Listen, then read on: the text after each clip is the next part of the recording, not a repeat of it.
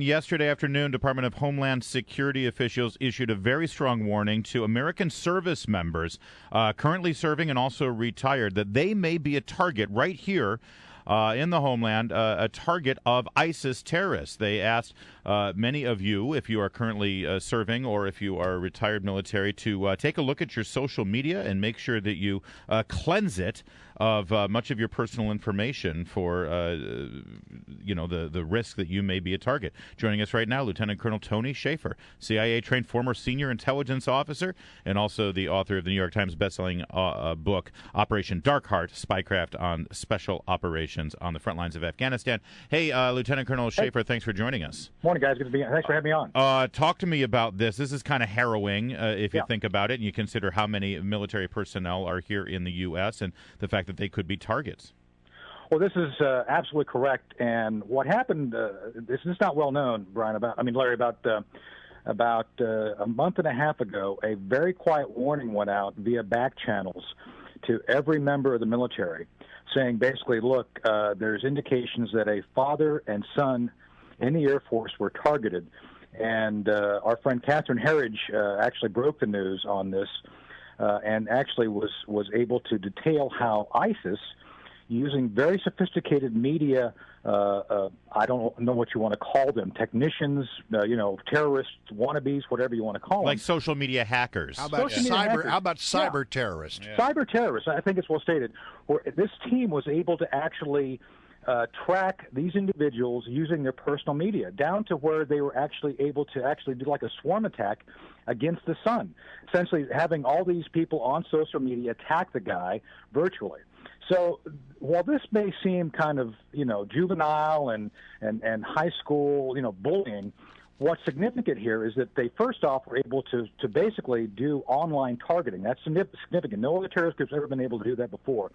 Secondly, they were able to organize in real time to basically do a swarm attack. And then third, what's most relevant, I think, to why the warnings are going out is if someone can find you online, they can find you in the real world. There are enough little indicators of physical presence of where you are that they can come and get you. And this is where you link that to the self-radicalization now going on in places like Australia where the people were recruited to ISIS, and ISIS said, don't bother to come here to us. Stay where you're at. Do your jihad. So what's really frightening here, what we have to watch for, Larry, is if these guys are able to match these cyber hacker experts with some of these self-recruited jihadists, and next thing you know, you're going to have individuals targeted in the real world. So that's why this is very real. This is why we have to really pay attention to this at this point in time. Well, it also speaks to the fact that not only are this just a bunch of guys with AK-47s who want to go out there and hurt people, this is a sophisticated organization. Absolutely, Brian, and that's the key here. These people are what Al-Qaeda always wanted to be, but could never actually put together the A-team. So this is far from the junior varsity. These guys are 21st century. They understand how to use modern technology. They've adapted to it. And not only have they used social media to recruit effectively, which they continue to do, they continue to have a huge propaganda advantage over us, plus a huge recruiting advantage. They've actually now been able to enlist these very sophisticated hackers, and now they're going about doing that very hard thing of actually targeting folks. And I would not be surprised if we're here before Christmas. These guys are going to actually be involved in hacking to the point of where they can actually hack into people's accounts to make money. As we know, Russian hackers have been very effective in being able to drain accounts.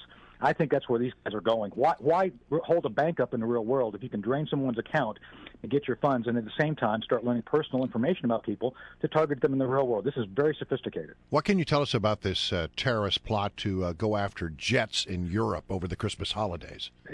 Brian, this goes back over 10 years. Al-Qaeda has been designing plots to do this for a long time. There was a plot about 10 years ago that the British MI5, MI6 were able to break up with our FBI, where they wanted to do 10 attacks over of aircraft flying over the Atlantic. This is something they understand there's a vulnerability, and there's two things here that are key to remember. First off, they want to go at electronic gear, phones, things like that, which people aren't going to live without. People aren't going to live without computers, so they understand that's something that they can get something in if they're careful. And secondly, non-metallic explosives. So what we see here is a long-term goal of doing catastrophic attacks against airliners, especially transatlantic flights, using now more sophisticated technology to do that. And now what's really bad, beyond the fact that they're terrorists and want to kill us, is that they have free space, this ungoverned space in Iraq and Syria to function from, a safe haven. And because it is actually a 21st century safe haven, unlike Afghanistan, which is very remote, these guys have access to communications, to resources, and to technology. So these guys have the best of both worlds, isolation, but yet have sophisticated access to technology. So what they're doing here is again, trying to figure out a way to fulfill a long-term goal of both al-Qaeda and other groups to do a catastrophic, very significant attacks against airliners. And now they have the time and resources to do it. Now, that's what comes from leaving places like Iraq and Syria completely ungoverned and allowing these guys safe haven. Well, Lieutenant Colonel Tony Shaffer is our guest, and Colonel Shaffer, at times like this, when we have warnings like this, and we have very real threats, and we have our men and women in the armed forces in harm's way, engaged right now in an advisory capacity in the war against ISIS over in Iraq and in Syria, we look to the nation's leaders. We look to the chain of command, and I'd love for you to reflect on what's happening at the Pentagon right now, where, yesterday we had Tucker Carlson point out to us what an incredible display of incompetence this is for Chuck Hagel to be asked to resign, and there's no one on a short list to back him. They have no names right now as potential replacements for the Secretary of Defense. Well, I think that they're talking about Jay Johnson, which is essentially, putting a lawyer in charge of the largest bureaucaucy in the world. Now, that's a real formula for success. What could go wrong there? Oh my God! Oh, anyway, I'm sorry, I'm getting off track here, but no, what has been recognized, and I've talked to senior leaders, some of which worked at the Hagel level, is that you have a micromanaging organization. Susan Rice and Ben Rhodes are both horrible managers.